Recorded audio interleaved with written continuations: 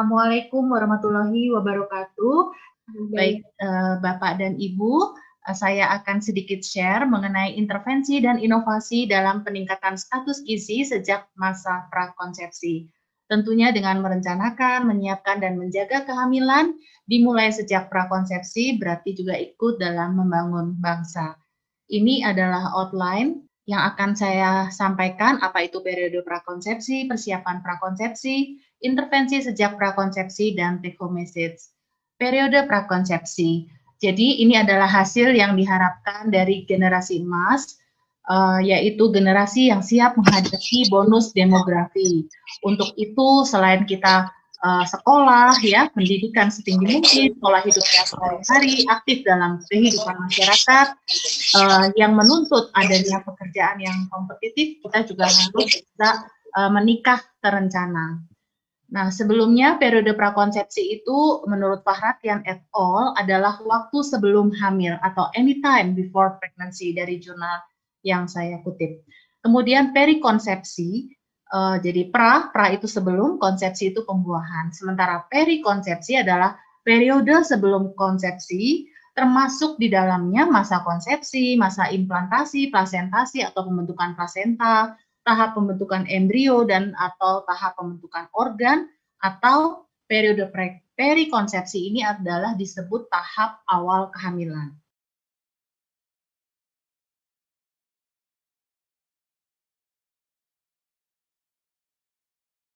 Kenapa perempuan perlu status gizi? Maaf. Ya, kenapa perempuan perlu status gizi yang sehat? Karena dengan status gizi yang sehat, seorang perempuan dapat mempertahankan dan meningkatkan kesehatan dan produktivitasnya sepanjang hayat. Dan ini adalah gambaran siklus kehidupan perempuan untuk dapat berfungsi sesuai peran utamanya sebagai seorang ibu itu dimulai sejak remaja. Dan ini adalah gambaran bahwa dalam tiap fase kehidupan, ya, khususnya ini adalah masa remaja, ya, siklus kehidupan perempuan ini untuk dapat berfungsi sebagai peran utamanya menjadi seorang ibu memang dimulai sejak remaja. Ada apa sebenarnya dengan masa remaja? Masuk dalam masa pubertas, di mana aktivitas dan pertumbuhan yang meningkat, seringkali remaja kurang asupan makanan sumber zat besi, adanya diet yang keliru, gangguan proses penyerapan zat besi, perkembangan alat reproduksi, serta kalau untuk remaja putri ditambah adanya menstruasi setiap bulan dan atau terjadi gangguan menstruasi.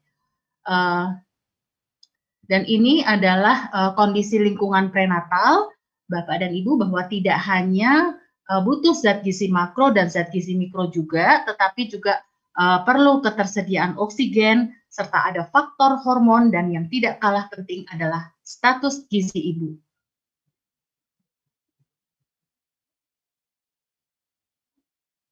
Nah, ini saya kutip dari The International Federation of Gynecology and Obstetrics atau FIGO. Dia di jurnal ini, Lucy, ya. Slide-nya belum bergerak. Yang mana? Ini masih faktor yang berperan dalam pertumbuhan janin, deh. Masih di slide yang tadi.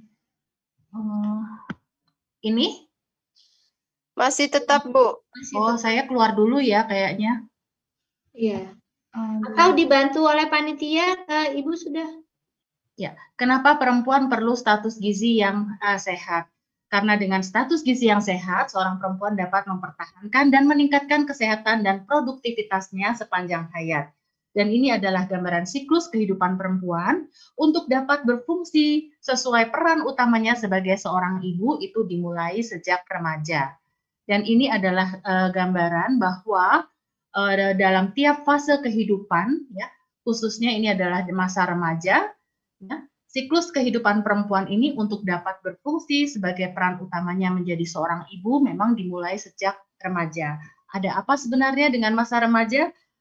Masuk dalam masa pubertas, di mana aktivitas dan pertumbuhan yang meningkat, seringkali remaja kurang asupan makanan sumber zat besi, adanya diet yang keliru, gangguan proses penyerapan zat besi, perkembangan alat reproduksi, serta kalau untuk remaja putri ditambah adanya menstruasi setiap bulan dan atau terjadi gangguan menstruasi. Dan ini adalah kondisi lingkungan prenatal, Bapak dan Ibu, bahwa tidak hanya butuh zat gizi makro dan zat gizi mikro juga, tetapi juga perlu ketersediaan oksigen, serta ada faktor hormon, dan yang tidak kalah penting adalah status gizi ibu.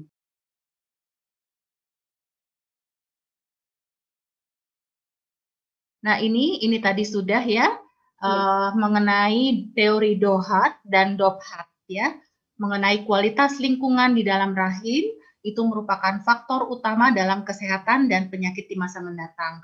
Kalau Dobhat, bahwa selain risiko penyakit pada masa dewasa, masa intrauterin atau di dalam uterus ini juga akan mempengaruhi perilaku atau behavior dari bayi yang dilahirkan. Nah, ini tadi yang saya katakan bahwa bagaimana sebenarnya 9 bulan selama masa kehamilan itu akan mempengaruhi kehidupan kita di kemudian hari seumur hidup. Nah, ini kenapa perempuan memerlukan status gizi yang sehat.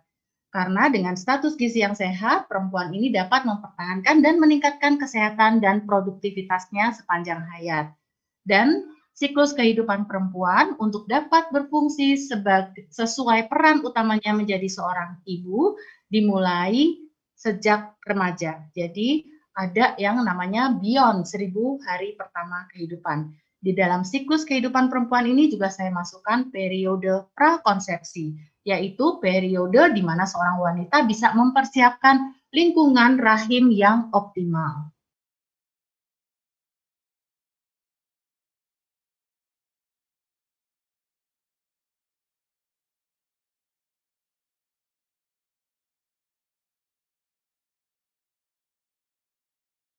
Yang saya kutip ya, yang terakhir tadi, saya kutip dari Vigo, bahwa memang di sini juga sudah disebutkan dari The International Federation of Gynecology and Obstetrics bahwa perlu persiapan sejak masa prakonsepsi.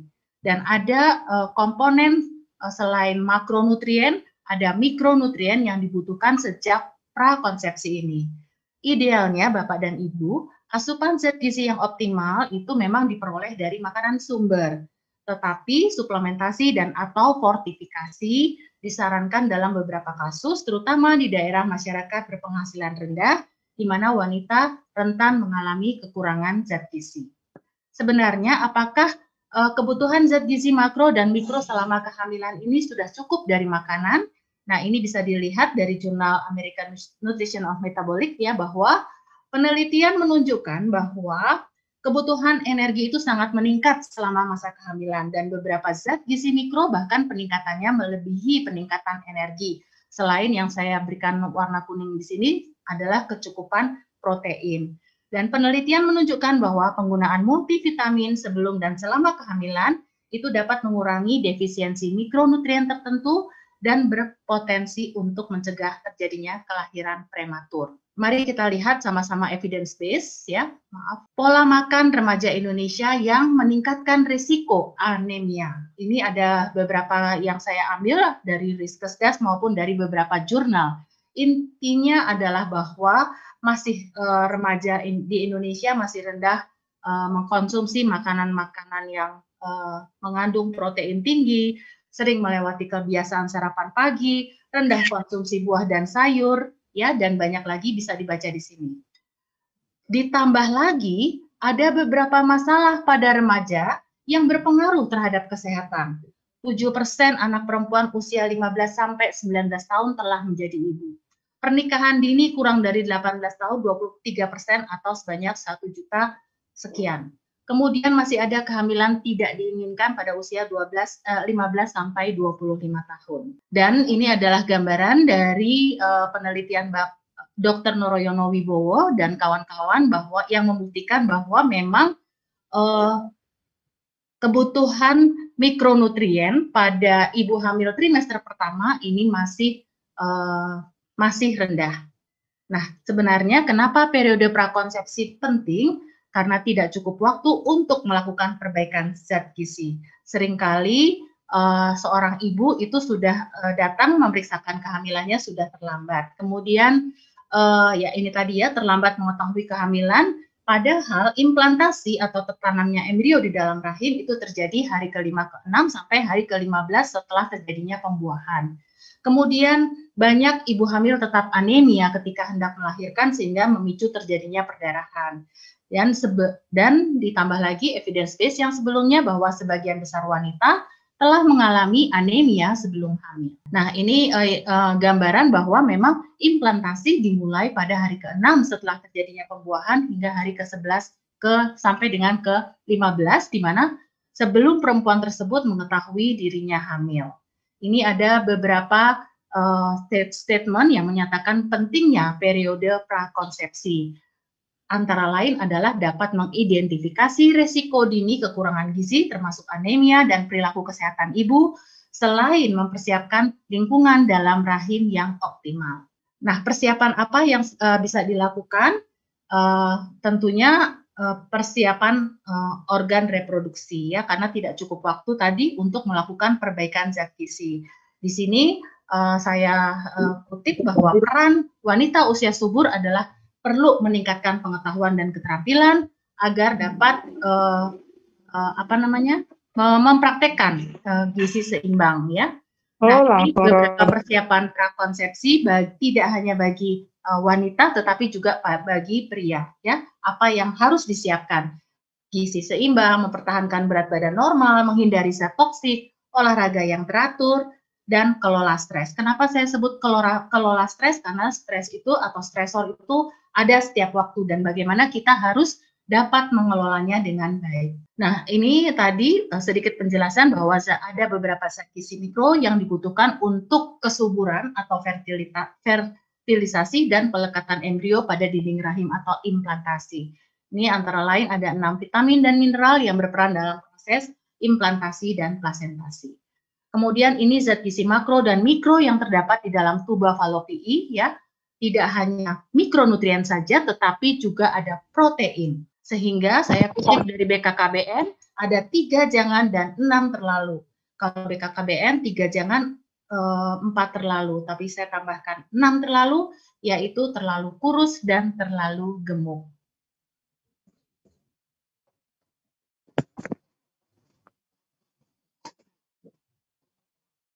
Maaf.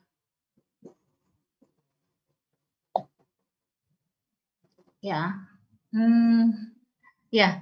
Kenapa saya angkat ya? Tidak hanya terlalu kurus, tetapi terlalu gemuk ya. Berat badan sebelum hamil itu mengindikasikan baik atau tidaknya status gizi ibu hamil.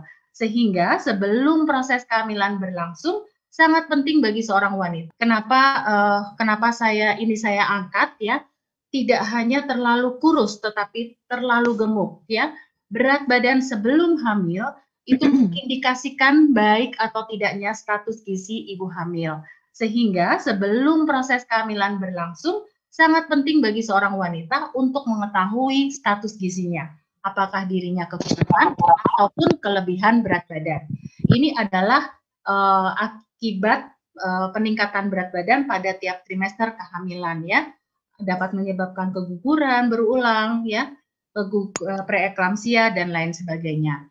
Ini juga saya ambil dari jurnal obstetrik dan ginekologi. Bisa kita lihat dampak obesitas maternal dalam masa di mana ibu yang sehat itu tentunya akan siap dan mengandung janin yang dapat tumbuh berkembang secara sehat dalam kandungan ibu sehingga dapat juga mengurangi resiko kelahiran prematur dan cacat ya. Dan ini adalah intervensi prakonsepsi. Saya sedikit memaparkan best practice dari persiapan hingga aspek molekuler yang kami lakukan di Banggai, Sulawesi Tengah. Di mana bisa dilihat di sini bahwa Bapak Bupati mendapatkan penghargaan dari pemerintah atas inovasinya untuk menurunkan stunting, angka kematian ibu, berat badan lahir rendah, melalui pelaksanaan program posyandu prakonsepsi. Di sini saya menekankan pentingnya komitmen dari pemerintah daerah. Tidak hanya pimpinan, tetapi seluruh pemerintah daerah. Dan kami bekerja sama dengan 2 universitas, yaitu Universitas Airlangga dan Universitas Hasanuddin Makassar. Bersama-sama menurunkan risiko stunting sejak prakonsepsi. Kami melakukan mulai dari advokasi kepada Pemda, kemudian membentuk alur pelayanan terpadu bagi wanita prakonsepsi, memberikan suplementasi, dan ini kami membuktikan ada kelompok wanita prakonsepsi yang diberikan suplementasi iron folic acid atau besi folat saja, dan ada satu kelompok yang diberikan multi mikronutrien. Kemudian kita juga lakukan pemeriksaan USG, kemudian juga kita sosialisasikan ke media, dan pendekatan personal langsung kepada kelompok sasaran. Ini adalah gambaran implementasi posyandu prakonsepsi di Kabupaten Banggai, Sulawesi Tengah. Ya. Sektor utama pada implementasi ini adalah pelaksanaan edukasi gizi dengan menambahkan materi pentingnya gizi 1000 hari pertama kehidupan selain kesehatan reproduksi. Nah, ini adalah alurnya, mulai mungkin ini mirip ya dengan yang dipaparkan oleh Bapak Kadinkes, Bapak Dr. Abdul Hakam tadi. Ini menjadi syarat bagi seorang calon pengantin untuk mendapatkan izin menikah, ya. Dan apa yang kita lakukan di sini, ya, ini pemeriksaan ini semuanya gratis karena kami bekerja sama dengan universitas, ya. Ini adalah keuntungan apabila kita melakukan kerjasama antara lain dengan perguruan tinggi, ya. Ini adalah pemeriksaan yang dilakukan mulai dari pengukuran tekanan darah, pemeriksaan urin, berat badan, ya, antropometri, kemudian FFQ, kita lakukan recall, pemeriksaan plasenta, pemeriksaan Apgar score, pemeriksaan darah rutin, USG, sampai kita ambil darahnya sejak periode prakonsepsi, kehamilan 12 minggu, 20 minggu, 38 minggu, dan kita ukur outcome kehamilannya. Ya. Pertama, sesuai dengan tahapan gambar ini, yang pertama adalah komitmen dari Bapak Pimpinan Daerah, kemudian penandatanganan kerjasama, adanya kerjasama, kemudian adanya buku pedoman, kita modifikasi layanan Suscatin dengan materi, menambahkan materi edukasi 1000 hari pertama kehidupan. Ini adalah monitoring dan evaluasi dari pemberian. Satu kelompok ibu kita berikan besi folat, satu kelompok kita berikan multi mikronutrien, kemudian kita lakukan pemeriksaan USG untuk mengetahui tumbuh kembang janin, kita lakukan pemeriksaan plasenta, dan dari 4 periode tahap pemeriksaan darah itu kita lakukan analisis biomolekuler. Ya. Hasilnya adalah kelompok ibu hamil yang sejak prakonsepsi kita intervensi dengan multi mikronutrien itu memiliki outcome kehamilan yang lebih baik. Selain itu, kita juga melakukan konsultasi 24 jam dan menjamin bahwa program ini terus berkelanjutan, ya. Setelah selesai kami bekerja sama, artinya waktu disertasinya selesai, kami masih memfollow up kegiatan tersebut, ya. Dan karena mayoritas responden kami waktu itu anak-anaknya sudah masuk dalam usia 1-2 tahun, sehingga kami juga menekankan pentingnya stimulasi pada anak usia dini, ya. Seperti kita ketahui bahwa perkembangan sinaps itu juga sangat tergantung dari stimulasi. Nah, ini adalah dampak posyandu prakonsepsi dan pemberian multi mikronutrien yang dilakukan oleh Profesor Abdul Razak Taha dan tim. Beliau membuat skema pencegahan stunting untuk tahun 2018-2023 di 10 desa lokus, bahwa dalam 1 tahun terakhir tidak ada anak stunting bayi baru lahir pada 3 dari 10 desa lokus. 6 bulan terakhir tidak ada anak stunting bayi baru lahir pada 3 dari 10 desa lokus. Dan rekomendasinya adalah saatnya memang waktunya untuk menggelorakan masyarakat pada akar rumput yang simultan, terkoordinasi dan berkualitas, didukung dan digelorakan. Ini menjadi penting bahwa alur pelayanan terpadu yang sudah bagi wanita sejak prakonsepsi yang sudah dijalankan di Kabupaten di Kota Semarang itu juga perlu digelorakan. Mungkin nanti kita ke depannya bisa bekerja sama, ya. Dan kunci keberhasilan posyandu prakonsepsi ini adalah adanya komitmen pimpinan daerah dan optimalisasi peran lintas sektor serta penyebarluasan informasi terkait kebutuhan asupan gizi bagi calon dan ibu hamil yang melibatkan seluruh stakeholder yang terkait. Ini ada beberapa inovasi ya.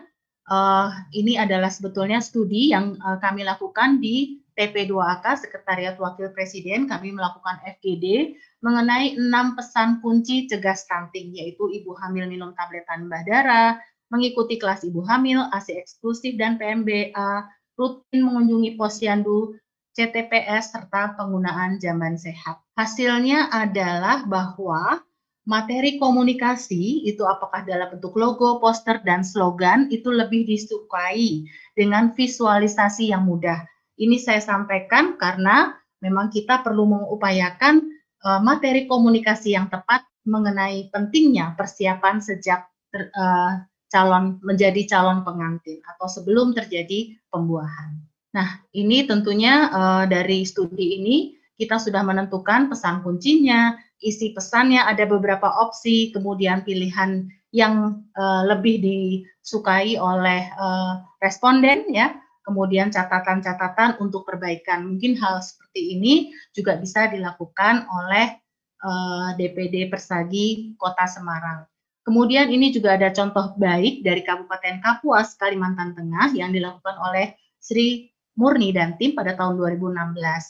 Ini adalah bidan leu. Sebetulnya ini adalah dukun beranak yang disegani di sana. Kemudian oleh masyarakat dia disebut sebagai bidan, dan bidan yang ada beneran di Kapuas Hulu ini menggandeng dukun beranak ini untuk sama-sama melakukan komunikasi, informasi, dan edukasi.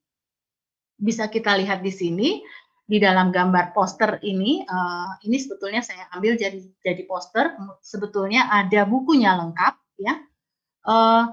Ini terlihat bahwa bidannya hanya mendampingi, sementara dukunnya dukun beranak yang disegani oleh masyarakat di sana itu sudah diedukasi oleh bidan, dan di gambar ini dia yang berbicara, ya. Ini sangat menarik. Kemudian dibuat dalam format bahasa lokal setempat. Bagaimana tantangannya adalah kita perlu membuat struktur kalimat yang singkat, padat ide, menjadi tantangan bagi masyarakat untuk dapat mencerna pesan yang kita sampaikan dengan baik. Mungkin nanti dengan DPD Persagi kita bersama-sama bisa membuat misalnya materi edukasi pendidikan gizi bagi calon pengantin yang bisa kita padu-padankan bersama. Kemudian ternyata kegiatan advokasi ini juga bisa dalam bentuk buku yang lokal spesifik, ya. Belum lama kita membuat suatu buku khusus untuk Sumba Tengah, ya. Terobosan strategi intervensi percepatan pencegahan dan penurunan stunting. Ini sudah dijelaskan tadi oleh Bapak Dr. Abdul Hakam bahwa penting continuum of care pelayanan kesehatan ibu dan anak sejak menjadi calon pengantin. Dan ini adalah gambaran apa yang harus bisa dipersiapkan, dan bukan hanya 1000 hari pertama kehidupan saja, tetapi jauh sebelum itu, yaitu beyond 1000 hari pertama kehidupan. Tujuannya adalah terjadinya peningkatan kualitas keluarga berdasarkan siklus hidup dan kesinambungan antar generasi. Tentunya tidak hanya anak gesit, berani, empati, unggul, sehat, tetapi juga anak tersebut akan tumbuh menjadi remaja yang aktif dan produktif, kemudian menjadi tenaga kerja yang berdaya saing, berkualitas dan produktif, masuk dalam masa kehamilannya juga sehat, dan pada masa tua menjadi lansia yang tangguh dan berkualitas. Ini adalah beberapa intervensi spesifik dan intervensi sensitif yang bisa dilakukan.